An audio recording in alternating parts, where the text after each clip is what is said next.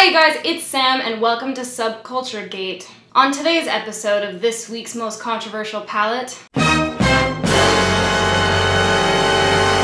we will be exploring Subculture by Anastasia. I'm going to be doing a lot of talking in this review and tutorial, so I'll have all the timestamps down below if there's anything that you're particularly interested in. I think we should start first by addressing the drama around this palette. What a ride! It has been my delight to be among many private investigators over the past 48 hours. There has been so much speculation over this palette. Everyone's freaking out. Everyone's like, what's your batch code? There has been people having huge issues with this palette. Not really a matter of like, oh, I like this palette, I don't like this palette, or like these colors are my jam, or no, they're not. It's like people finding the palette to be completely fine, they're enjoying it, and then people finding the palette to be entirely unusable. That is not normal. I'm going to start this off with the bottom line and then we can get into the nitty-gritty. I have not had an immensely negative experience with this palette, but that said, when I first saw people having issues with it, I was like, okay, maybe they're a little bit more heavy-handed, maybe it's the kind of brush that they're using, maybe it's the way that they're dipping into the palette.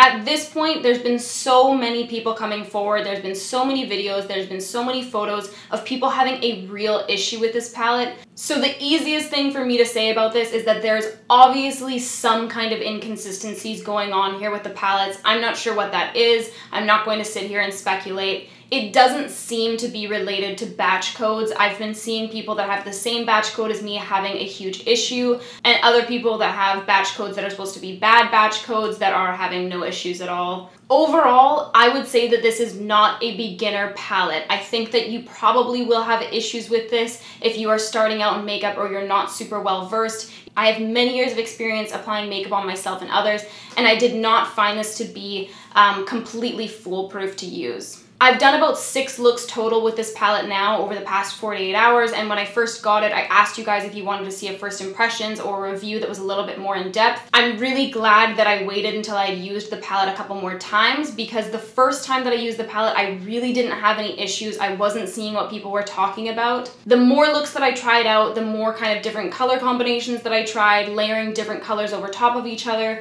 the more issues I kind of ran into. I think you guys will see that in my second look in this video. Am I still going to continue to use this palette? Yes. Do I find it to be entirely unusable? Definitely not. But that's not to say that other people haven't had those experiences, because they have, and to me it just seems like there's something bigger going on than just user error, which was my initial thought process. And that's not me trying to shade anybody in any way, because I know somebody will take it there in the comments inevitably. It just simply comes down to some people are more heavy-handed, others aren't. I like to build my color up as opposed to go in with full pigment. Other people are more proficient at blending things out. I would completely fuck something up if I just tried to go in with the most pigmentation as possible. That's why I spend time building things up. That's why I, don't wet my brush as often as some other people do. I just prefer to build rather than to go in with a lot of pigment right out the gate. And that's completely personal preference, and neither is right or wrong. Norvina, who does the product development for Anastasia, has made a statement about this.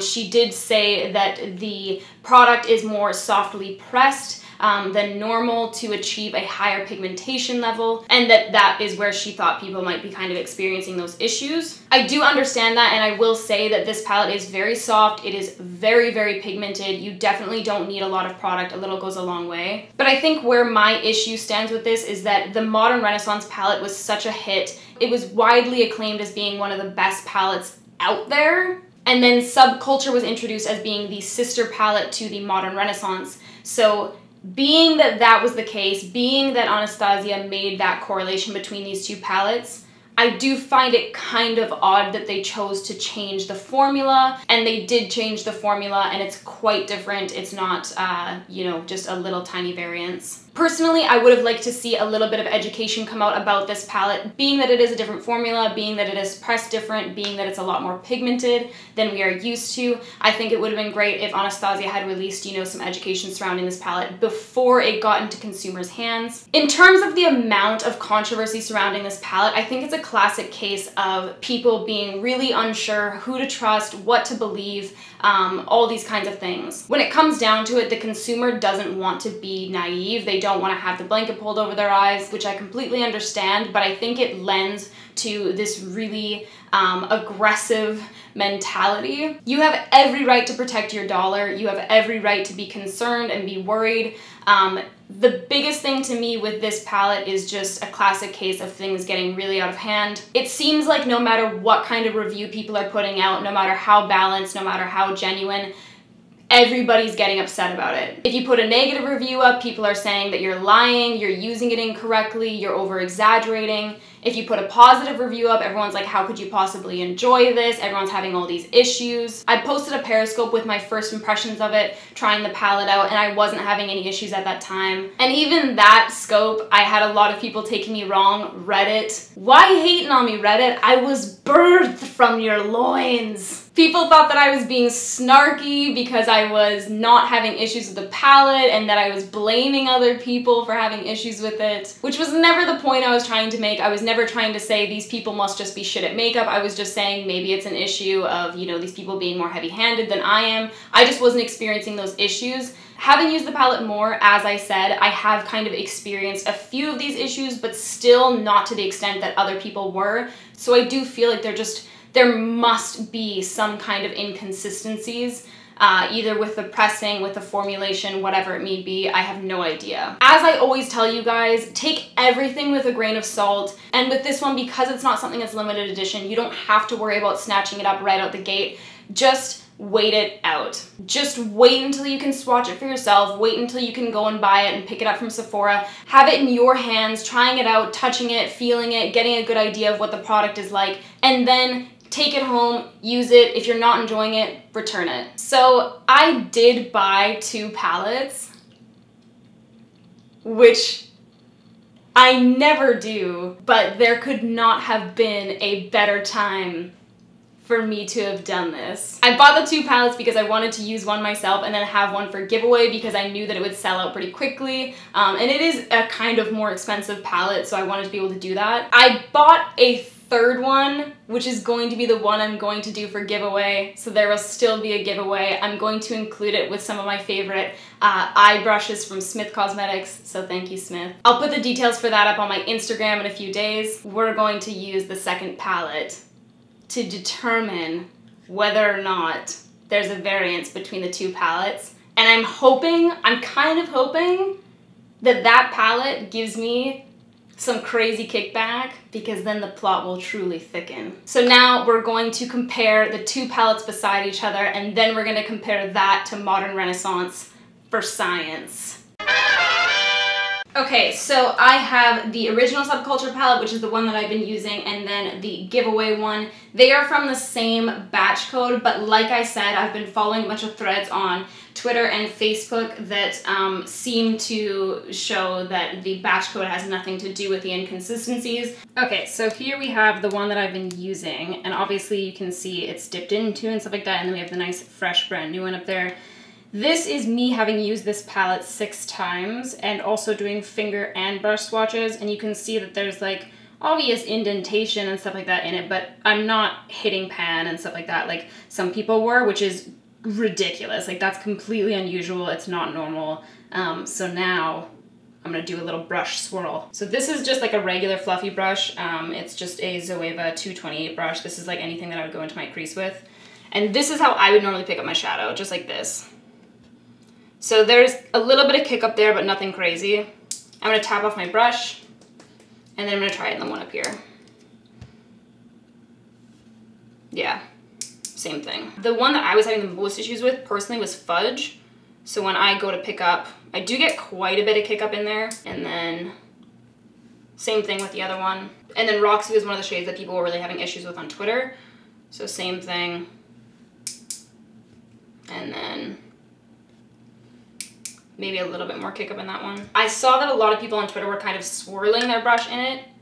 So for science, I'm gonna swirl my brush. So when I'm swirling, I do get quite a bit of kickback, but for me, this is where I kind of like don't know what to do, because is this an abnormal amount of kickback? Yes. Would I ever use my brush like that? Personally, no. So let's try this one. Same thing. These palettes seem to be of the same quality to me. This is the Modern Renaissance palette. Quickly while we're here, just can you imagine for a second if this color was in place of Mercury? Because fuck Mercury. That was the only color that I felt like didn't go with this palette. It's just like too cool toned for the warm tones and too warm toned for the cool tones. It's just such a weird color. I didn't feel like that worked, so for me, just picture that love letter there. Boom, so nice. Anyways, moving on. So let's dip into Untamed. That's the kickback we're getting there. And then let's dip into Love Letter. I feel like you still get a little bit of kickback with this palette. This palette definitely has more kickback. And then we've already tried swirling this around, but let's try swirling these ones around. Similar kind of thing. We're still getting a little bit of that powderiness. Definitely not as much as we have over here, but still quite powdery. So for me, it's still so hard to say because there's just people that are having so much issues that it's freaking ridiculous. So I still feel like there's obviously some inconsistencies. So even if you do receive a good palette, so to speak, I would definitely be a little bit more cautious and a little bit more gentle. Definitely not dipping in as much as you possibly normally would, and understanding that's a little bit of a softer shadow. That is, if you're choosing to keep the palette and try and work with it because you like the colors or whatever it may be. And if you're really having issues, then just return it. Alrighty. I feel nervous. Okay, so I'm gonna take my first color, I'm gonna dip into Axis right there. And I'm going to be using an Anastasia A14 brush. And I'm just dipping into that lightly, and I'm going to start to sketch out what we're going for here. I'm going to be doing my V shape, obviously. And I'm going to start bringing it under the eye right away. About halfway in. And then once I have a little bit less product on my brush, I'm going to kind of start to sketch out an elongated wing with this color. So these shadows are definitely pigmented, and being that all of them are quite dark and quite matte, it's going to be really important to put your brush down first where you want the heaviest deposit of color. If you're trying to create a V like this, don't start your brush over here. It's going to be hard to blend out. This palette is a little bit more difficult to work with, as we've noted, so there you have it. I'm going to be taking my Smith 230 brush to start blending this out. Not picking up any more product. Then I'm going to grab a little bit of edge, and I'm just bringing that into the inner corner, and then kind of blending it towards the center of my crease. And a little bit onto the lid there, just to start to create our gradient. Then I'm going to pick up Dawn and take that through my crease. Then I'm going to pick up Electric on a little synthetic brush, and I'm going to put that right on the center. So I don't typically like to work with my metallic shadows wet. I only do that if I kind of absolutely have to. I think it can create a really nice impact, but for me, I just think that it doesn't allow me to build up my color, which is what I prefer to do. Then I'm just gonna pop on some lashes and mascara, and I'll show you guys the finished look. So this is the first look. And this is the final look full face. Okie dokie, so I'm going to be starting with All Star. And I'm going to be picking that up on my little Hakuhodo brush. I don't know what number it is, but it's an excellent, excellent brush.